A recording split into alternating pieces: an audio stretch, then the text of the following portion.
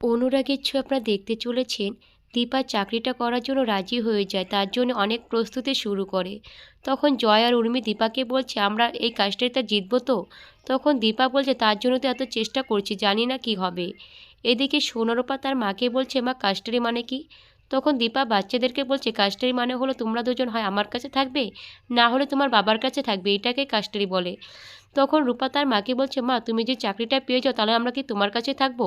তখন দীপা বলছে তার জন্য তো এত লড়াই করে চলছি যাতে তোমরা আমার কাছে থাকতে পারো। আর এইদিকে অর্জুনদের বাড়িতে চলে আসলো পৃথা ম্যাম। পৃথা ম্যামকে দেখে খোকা চমকে যায়। এইদিকে অর্জুন পৃথা ম্যামকে বলছে পৃথা ম্যাম আপনি বসুন, আমার একটা ওটি আছে তো এক্ষুনি বেরোতে হবে, এই বলে অর্জুন বেরিয়ে যায়। তখন খোকা পৃথা ম্যামকে বলে তুমি এখানে কি করতে এসেছো। তখন পৃথা ম্যাম বলছে অর্জুন আমার ছেলে। তখন খোকা রেগে গিয়ে বলছে না অর্জুন অনাথ, ওর কোনো মা নেই। এই বলে সেখান থেকে পৃথা ম্যামও বেরিয়ে যায়। সেটা লুকিয়ে লুকিয়ে দেখছে ভেক্টর। বলছে হঠাৎ করে মা এখানে কী করতে এসেছে। আর পৃথা ম্যাম তো লাভ ছাড়া কিচ্ছু করে না, হয়তো কোনো কারণে এখানে এসেছে। আর এইদিকে অর্জুনের সঙ্গে দেখা করতে চলে আসে মিসকা। তখন মিসকা একটি সিস্টারের কাছ থেকে অর্জুনের বাড়ির অ্যাড্রেসটা নিয়ে নেয়। আর এদিকে দীপা ইন্টারভিউ দিতে আসে।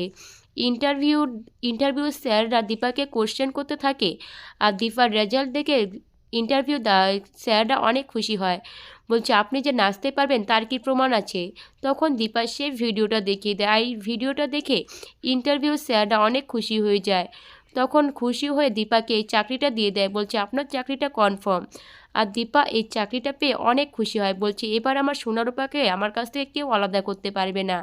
আর এইদিকে মিসকা অর্জুনের সঙ্গে দেখা করতে অর্জুনদের বাড়িতে চলে আসলো। তখন অর্জুন মিসকাকে দেখে অবাক হয়ে যায়, বলছে এবার কি করতে এসেছে এখানে। মিসকা তো কিছুতেই দীপার ভালো চায় না, তাহলে এখানে কেন এসেছে। অর্জুনের মনে এসবই ঘুরপাক কাটছে। তখন অর্জুন মিসকার বাচ্চাটাকে চেক আপ করে বলছে আপনার বাচ্চা তো ঠিকঠাকই আছে, তাহলে আপনি কেন এসেছেন এখানে। আপনি নিশ্চয়ই বাচ্চার অসুস্থ নিয়ে এসেছেন, অন্য কারণে এসেছেন, কিন্তু সেটা আমি ধরতে পারছি না। তাহলে আজকের ভিডিওটা কেমন লাগলো তোমাদের, ভালো লাগলে কমেন্ট করে